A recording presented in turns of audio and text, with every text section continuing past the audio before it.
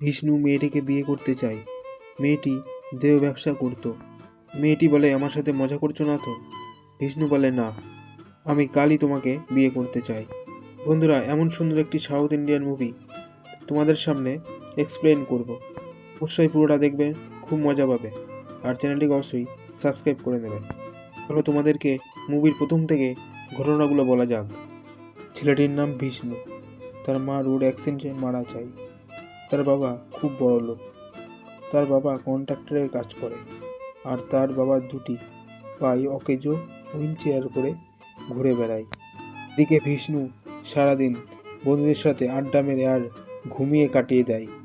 বাড়ির একটি কাজও সে করে না, এমনকি সে ঘুমালে বাড়িতে সবাই টু শব্দটাও করে না উঠে যাবে বলে। একদিন তার বাবা তাকে ডেকে বলে, তোকে তোতাপুর যেতে হবে কন্ট্রাক্টরের কাজে, আর তোর বন্ধুদেরও নিয়ে যাবি। বিষ্ণু বলে, তুমি যদি নেশা বন্ধ করো তাহলে আমি যেতে পারি। বিষ্ণু একটি রেস্টুরেন্টে তার বন্ধুদেরকে বলে তোতাপুরের কন্ট্রাক্টের কথা, কিন্তু কেউ যেতে নারাজ।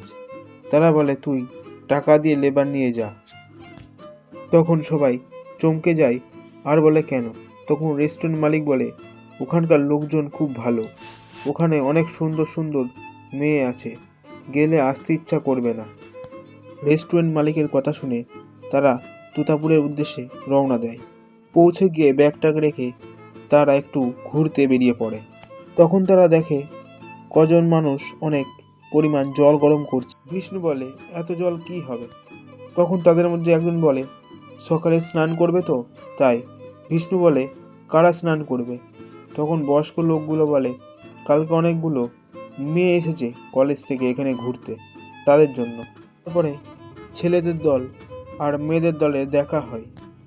তখন মেয়েদের মধ্যে একজন বলে, ওদেরকে আমাদের জালে ফাঁসিয়ে বোকা বানিয়ে গেস্ট হাউসটা দখল করব। কথা মতো মেয়েগুলো কাজ শুরু করে দেয়। মেয়েরা বিষ্ণুকে ফাঁসানোর জন্য তার কাছে যায়। বিষ্ণু মেয়েটিকে বিয়ে করতে চায়। মেয়েটি দেহ ব্যবসা করত। মেয়েটি বলে, আমার সাথে মজা করছো না তো? বিষ্ণু বলে, না, আমি কালই তোমাকে বিয়ে করতে চাই। কথা মতো পরের দিন বিষ্ণু মণ্ডপ সাজিয়ে পুরোহিত ডেকে রেডি। এদিকে মেয়েটি পাশে করে তাদের টাটা দিয়ে চলে যাচ্ছে। সেই দেখে বিষ্ণু একদম ভেঙে পড়ে। সেই দিকে এক বয়স্ক লোক তার কাছে এসে বলে, তুমি মেয়েটির নাম বলো, আমি ওকে ধরে আনছি। বিষ্ণু বলল, দরকার নেই, ওর বিয়ে করার ইচ্ছে নেই, তাই ও চলে গিয়েছে। বাসের মধ্যে সবাই আনন্দ করছে, কিন্তু মেয়েটি হতাশ হয়ে বসে আছে। সে বুঝতে পারছে যে ছেলেটিকে মিথ্যে কথা না বললেও পারতাম।